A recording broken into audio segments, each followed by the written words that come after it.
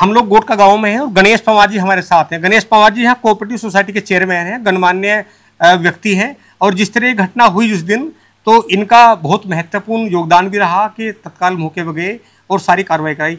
तो गणेश जी, आज हम बात करेंगे, ये जो गांव है ये तो फौजियों का गांव है।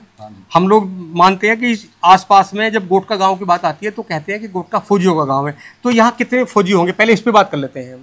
भाई, ये जो हमारा गांव है, यहाँ पहले से ही हर घर में मतलब तकरीबन ऐसी कोई धेली नहीं है जिस घर में से बालक फौज में या बेल्ट की नौकरी में ना हो। तो अगर औसतन एवरेज लगावें तो 500 के करीब बालक फिलहाल जो हैं ऑन ड्यूटी हैं और 300-400 के करीब रिटायरमेंट लोग यहाँ फिलहाल हैं। और लगा के ISBP में मतलब हमारे यहाँ DIG से लगा के और एक सिपाही तक मतलब हर पोस्ट पे बच्चा है। ब्रिगेडियर भी यहाँ हैं आर्मी में। इस गांव की टोटल कितनी आबादी होगी? आबादी इसकी ऐसी होगी लगभग 6-7 हज़ार के आसपास। 500-600 अभी भी आदमी के जवान हैं गांव में। पुलिस वगैरह में भी होंगे? पुलिस में बहुत हैं बालक, पुलिस में कई सौ की तादाद में हैं। 100 से ऊपर बालक होंगे पुलिस में। इसमें सिपाही भी हैं, सब इंस्पेक्टर भी हैं, इंस्पेक्टर भी हैं। ये तो फैक्ट्री है गोटका गाँव, तो बेल्ट की नौकरी में यहाँ से तो हर घर में बालक है। जब वो घटना हुई उस दिन, तो आपको किस समय पता चला? भाई, हमें जो घटना का पता शाम को नहीं लग पाया। अगर गाँव को शाम को घटना का पता लग जाता तो ये स्थिति कुछ और ही होती। गांव को घटना का पता चला सुबह, क्योंकि रात को तो इन्होंने भी आके सोचा कि किस तरीके से मामला जो है दब जा, इनका चोट लग गई, ये डरे हुए थे, सहमे हुए थे, तो ये बता नहीं पाए रात को। इन्होंने सूचना ही नहीं थी गाँव में। तो कायदे से इसमें अनाउंस होना था। अनाउंस होने के बाद में तभी तुरंत कार्रवाई होनी थी गाँव की तरफ से। पता बाद में चला? बाद में पता चला गाँव। क्या दूसरे दिन पता चला? दिन में? सुबह के टाइम सुबह। अच्छा। क्योंकि रात में जैसे घटना घटी उसके बाद ये हॉस्पिटल आर्मी के और उसमें मामले फंसे रहे, तो ये रात को सूचना कर नहीं पाए। पुलिस का क्या रोल था? पुलिस की भूमिका संदिग्ध है इस पूरे मामले में। पुलिस जो है परमानेंट टोल पर रहे, लेकिन जिस समय इनके साथ ये घटना हुई उस समय पुलिस कर्मचारी वहां मौजूद थे। तो अगर वो चाहते तो इस घटना को रोक सके थे, इन्हें बचा सके थे मारपीट से, लेकिन पुलिस का इन्हीं के प्रति उल्टा जो है दुर्व्यवहार रहा। पुलिस टोल पर थी उस समय? टोल पे थी पुलिस। टोल पे पुलिस परमानेंट रहे जी। पुलिस टोल पे परमानेंट रहे, 100 नंबर की गाड़ी टोल पे ही खड़ी रहे और 2-4-5 पुलिसकर्मी हमेशा टोल पर है जी। तो बाद में पता चला कि जो कपिल का छोटा भाई था, उसके चाचा का लड़का, उसकी बेल्ट पकड़ के एक दरोगा ने कहा कि तुझे तो मैं जेल भेजूंगा। वजह ये पूछने के तेरे साथ हुआ क्या, किसी ने मारपीट करी। उनका संरक्षण है, पूरा गुंडों को संरक्षण दे रखा पूरा। ये जो वीडियो वायरल हो रही है कपिल पवार को पीटते हुए, अगर ये वीडियो वायरल ना होती तो फिर आपके पास क्या प्रमाण होता? क्या पुलिस करती कार्रवाई? पुलिस कोई कार्रवाई नहीं करती सर, पुलिस कोई कार्रवाई नहीं करती। लेकिन यदि वो आके ये सारी चीजें गाँव में बताता, उसकी स्थिति हम देखते, तो हम जो इलाज हमने अब करा वो इलाज हम फिर भी करते हैं। और ये भी तय है कि हमारे गांव के अलावा नहीं, इस टोल पे किसी भी फौजी के साथ या किसी भी व्यक्ति के साथ ऐसा होगा, क्योंकि मामला हमारे साथ हुआ पहली बार, हमें पता चल गया, तो हम आगे भविष्य में पूरा गांव इस तरह से एक्शन लेगा। तो चूंकि ये फौजियों का गांव है गोटका, तो ऐसा क्या जुनून है कि इनकी पहली प्राथमिकता ये होती है कि उन्हें ड्यूटी फौज की करनी है? तो आपका शुभ नाम?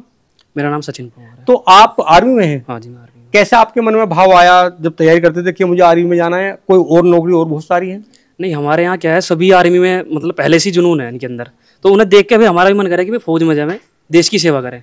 लेकिन इसे देख के तो मन नहीं करता जैसे चल रहा है यहाँ। गांव में कितने लोग होंगे जो आर्मी में होंगे? हमारे गांव में लगभग सभी घरों में फौजी हैं। घर नहीं बच रहा। जिसके तीन भाई है ना, 3 में से 2 या 3 तो फौजी हैं, पूरे कंप्लीट ही फौजी है पूरा इधर। अच्छा, आप भी 2 भाई, दोनों फौजी हैं? आप कितने भाई हैं? हम 3 भाई हैं, पर मैं ही उसमें फौजी अकेला। और मतलब परिवार में? हाँ, मेरे परिवार में 4-5 फौजी हैं। अच्छा। मेरे बाबा भी रहे, पड़बाबा भी रहे, 2 चाचा रहे हैं। सन 65 की लड़ाई लड़ी मेरे बाबा ने, सन 71 की लड़ी है। चाचा जी क्लर्की से रिटायर हो गए, फिर CISF में दरोगा हो गए। क्या नाम था बाबा जी का जिन्होंने वो लड़ाई लड़ी? रमेश पवार। रमेश पवार जी। हाँ जी। कारगिल के बहुत सारे योद्धा यहाँ होंगे जो कारगिल युद्ध में होंगे? हाँ जी, कारगिल के भी योद्धा हैं, बहुत योद्धा हैं। आप कब भर्ती हुए? मैं 2019 में भर्ती हुआ था। हम दोनों भाई एक साथ भर्ती हुए थे। पोस्टिंग कहाँ है आपकी? मेरी पंजाब फिरोजपुर। अच्छा, फिरोजपुर बॉर्डर पे है। हाँ जी। अच्छा, तो दोनों एक भर्ती में भर्ती एक साथ ही भर्ती हुए दोनों। अच्छा, मतलब उम्र का कोई दिक्कत नहीं थी? नहीं, कोई वो नहीं। प्रैक्टिस कहाँ करते थे, तैयारी कहाँ करते थे दौड़? प्रैक्टिस तो जी हम ऑन रोड करते थे ऐसी, कोई हमारे पास ग्राउंड नहीं है, लेकिन जुनून इतना है ना कि रोड पर दौड़ के भी बंदे भर्ती हो रहे फौज में। तो शाम को ऐसा होता है कि तमाम जो नए लड़के हैं जिनका जुनून है फौज में जाने का, वो दौड़ते हैं? हाँ, रोड पर दौड़ते हैं। कौन सी रोड पर? हमारी दौड़ हाईवे, करनाल रोड पे। अच्छा, जब भर्ती होती है तो एक भर्ती में गांव के कितने लोग सेलेक्ट हो जाते हैं? लगभग 20 से 25 लड़के फ्लैट होते हाँ, हैं एक बार में। वो जो बहुत सारी बात करते हैं कि भाई फौज में वो चलती है दलाली प्रथा के, उसे पैसे दे दिए दलालों से, ऐसा भी कोई है? कोई ऐसा कुछ नहीं है। नहीं जी, जब से बीजेपी सरकार आई ये रिश्वत नहीं चल रही। अच्छा, सब अपनी वैसे मेहनत से हाँ, भर्ती हो अपनी रहे। मेहनत से हो रहे। पहले इन सपा सरकार में इनमें रिश्वत चले करे थी। तमाम लोग फौजियों का सम्मान करते हैं। जब आप गांव से बाहर निकलते हो, कहीं सड़कों पर होते हो, सम्मान करते हैं, तो कैसा लगता है आपको? कहीं सम्मान नहीं हो रहा। हमें तो ये वीडियो देख कर तो हमें लग नहीं रहा कहीं हमारे सम्मान गांव हो रहा। में बहुत जिनकी ठीक है, कंडीशन इतना खराब थी, दूसरे वीडियो को देख के इतना ज्यादा वो जोर पड़ रहा है वीडियो। कल कोई भी जा सकता है, हम भी जाएंगे कल, भी हम ही पीट देंगे ऐसा तो। बिल्कुल भी गमांड का भी थोड़ा सा वो नहीं रहा। जो भाई क्या कह रहे हैं, अपने गमांडी हैं, 7 किलोमीटर है टोल, तो फाड़ खाने को आवे तो इस मारे टोल पे कोई नहीं जावते, टोल से बचा के लिखड़े रहे थे। अच्छा, तो अब जो पंचायत हुई, पंचायत में कहा गया कि 7 किलोमीटर के दायरे में जो गांव है उनसे वो टोल फ्री होंगे। अब देखो जी क्या हो वो तो सरकार 2 साल हो गए जी टोल को चले हुए यहाँ से।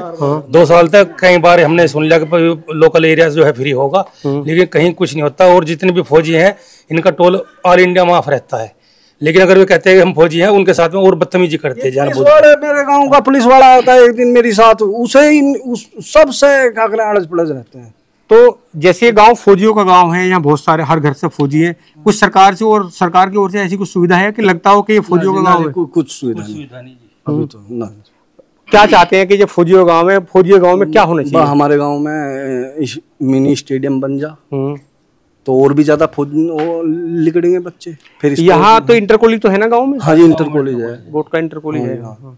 क्या क्या मांग हो कि जो लोगों को सुविधा मिले इतनी, जो और दूसरी नौकरियों में जाए? तो बच्चे थोड़ा यही है इनका जो चल रहा ना, ये गुंडे घूम रहे, ये कुछ दिन बाद फिर वापस निकल के आ जाएंगे यहाँ, और निकल के आ जाएंगे फिर ऐसी करेंगे कार्रवाई जो हो रही। इनका इलाज होना चाहिए बढ़िया, जैसे हमारे मेरे भाई के साथ हुआ ना, बस बढ़िया इलाज होना चाहिए ऐसे ही।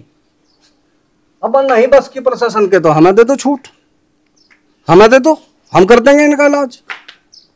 बालक तो तैयार हैं, तैयार बैठे कहते ही जब सरकार पे नहीं है गुंडे थामे जा रहे तो एक बार हमें बता दो। आपका नाम क्या है? मेरा कुलदीप कुमार। तो आप भी आर्मी से रिटायर है क्या? हाँ जी, मैं 2021 में आर्मी से रिटायर हो गया हूँ। अच्छा, फौजी घर घर फौजी है? हाँ जी, हाँ पहले से घर घर फौजी हैं और पढ़ा लिखा समाज है जो भी मतलब फौज के लिए तैयारी करते हैं, और तैयारी के बाद में फौज में भर्ती हो जाते हैं या पुलिस में बेल्ट की नौकरी में ही जाना पसंद करते हैं। तो कोई ऐसा स्टेडियम है जहाँ तैयारी करते हैं सब स्टूडेंट? नहीं, ऐसी स्टेडियम के यहाँ अभाव है, सब रोड पे ही करते हैं, ये हाईवे पे ही। उस दिन जो घटना हुई टोल पे, तो आपको कब पता चला?